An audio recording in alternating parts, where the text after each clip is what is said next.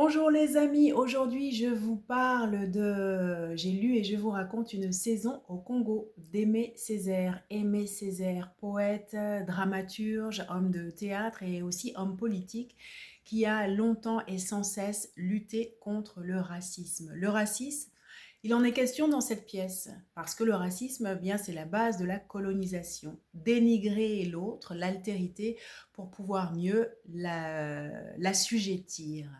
Et puis vient le temps du désassujettissement, le temps des décolonisations, c'est ce dont parle une saison au Congo, avec un personnage fort, celui de Patrice Lumumba, Premier ministre en 1961, qui s'érige contre le roi des Belges et qui lui dit attention, vous nous donnez maintenant l'indépendance et nous la prenons pleinement, nous entendons être souverains.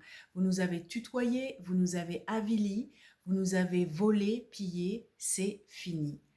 Le discours de Lumumba a fait peur non seulement aux Belges, mais aussi à toute la communauté internationale qui s'est dit que si les idées de Lumumba se propageaient, eh bien, toutes les puissances européennes, les puissances impérialistes risquaient gros. Et à partir de ce moment-là, la pièce de théâtre peut commencer. On a tous les ingrédients.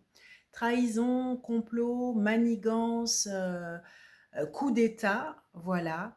Lumumba est assailli de toutes parts, de l'extérieur, mais aussi de l'intérieur, à savoir par ses propres collègues, j'allais dire, et notamment avec le personnage de Mokutu.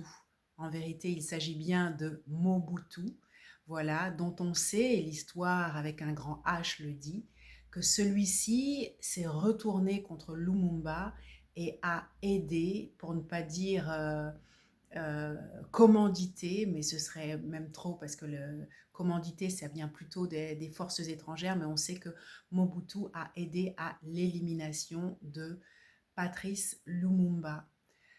Cette pièce, elle est magnifique déjà parce qu'elle permet de mettre en avant un personnage héroïque, un personnage un personnage en vérité qui donne de la force, parce qu'on sait que le cas du néocolonialisme, il est loin d'être fini, enterré, on sait que ça perdure, on sait à quel point les richesses des pays africains sont convoitées par les puissances occidentales, tellement convoitées qu'ils n'hésitent pas à alimenter, à provoquer des conflits pour continuer à pouvoir se servir allègrement dans les réserves du continent. Donc c'est une pièce qui, même si elle a été écrite en 1966, reste vraiment d'actualité. D'ailleurs, ces derniers temps, le personnage de Lumumba, on en entend parler même au football.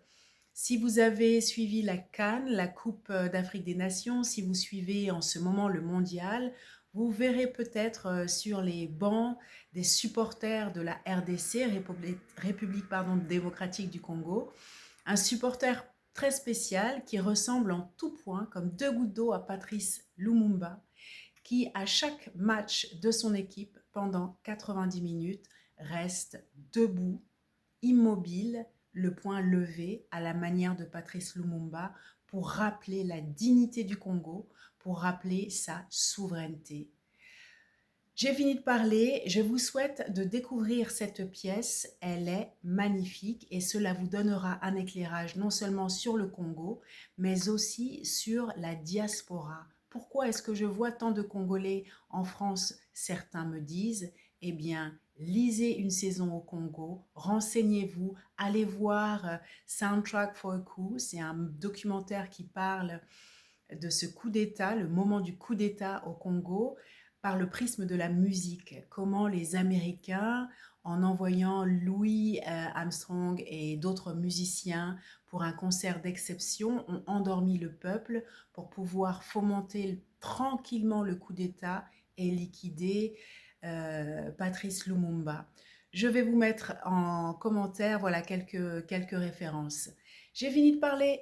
Merci beaucoup de m'avoir écouté. Je vous dis à la semaine prochaine et en attendant, eh bien, je vous souhaite de lire beaucoup.